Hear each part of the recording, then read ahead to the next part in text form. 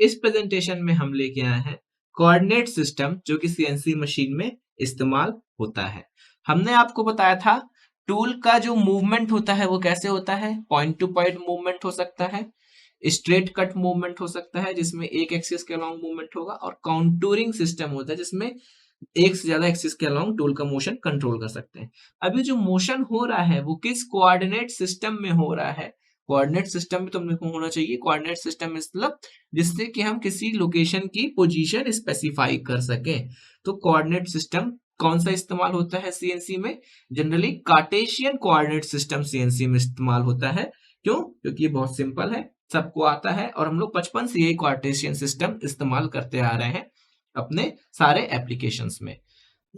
जो हमको part programme produce करना है, अब पार्ट प्रोग्राम बनाना है, तो पार्ट प्रोग्राम बनाने के लिए टूल को वर्क पुश के रिलेटिव कहां कहां पोजीशन करना पड़ेगा, इसके लिए एक कोऑर्डिनेट सिस्टम जरूर होना चाहिए। अब अपने को पता ही नहीं होगा कि वर्क पीस कहाँ पे है, उसकी कैसी कैसी मशीनिंग करनी है, तो अपन टूल को कैसे भेजेंगे।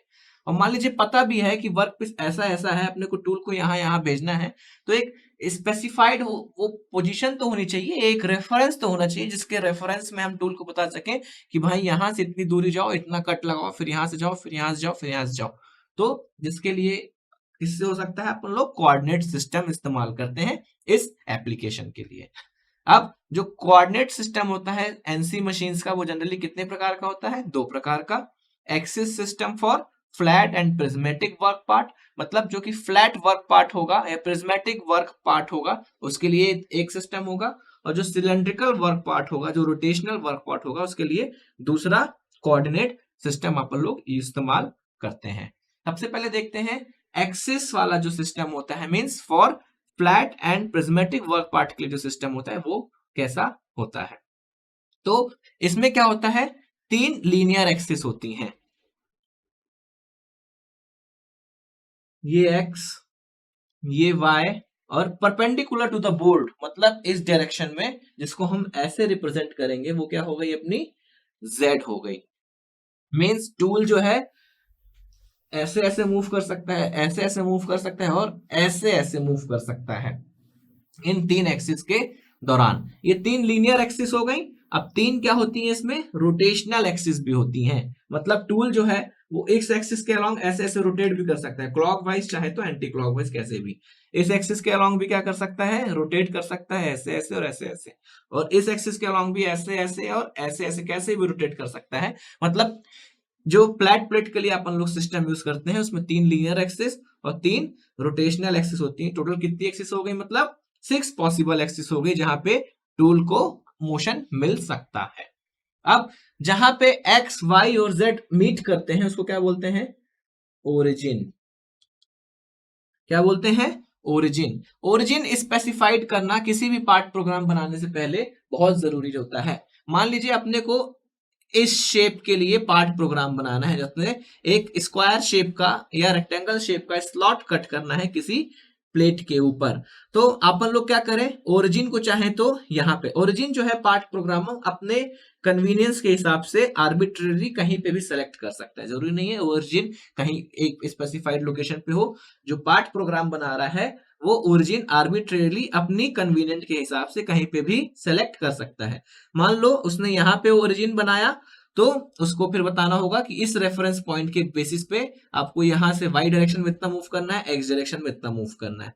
तो और अगर कोई सिमेट्रिकल पार्ट रहेगा उसमें वो ओरिजिन सेंटर को भी बना सकता है।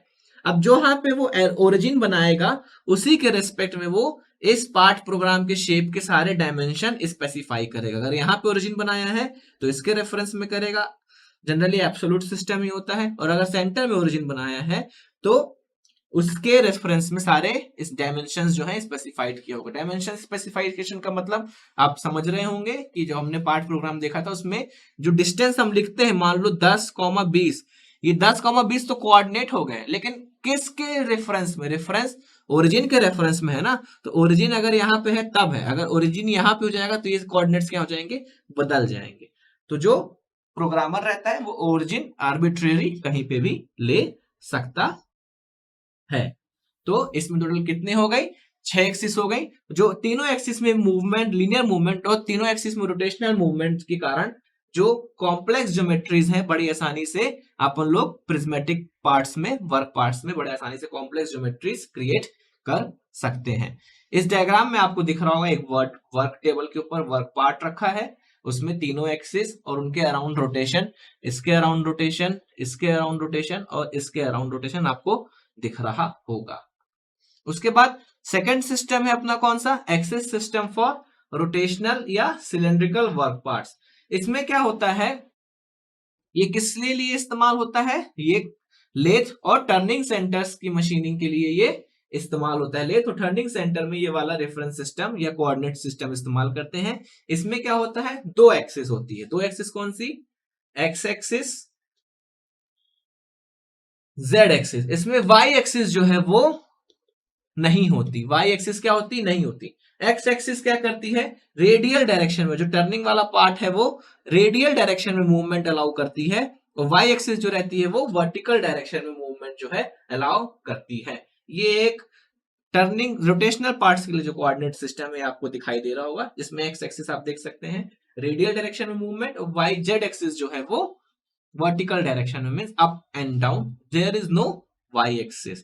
So this type of coordinate system usually used in CNC machine. I hope it is clear to you. Thanks for paying your attention.